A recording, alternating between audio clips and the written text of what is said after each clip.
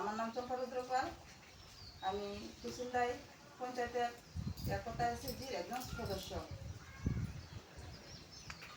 আমি 2015-তে এসএসজির সঙ্গে যুক্ত হই। তারপরে আমি ইউর সঙ্গে যুক্ত হই, তারপরে সিএলএফের সঙ্গে যুক্ত হই। বয়সীরা আমি ঋণ নেই, কম সুদে ঋণ নিয়ে আমি একটা ছোট্ট দোকান করি এবং আমি এসএসজির মাধ্যমে একটা মোমের ট্রেনিং করেছিলাম।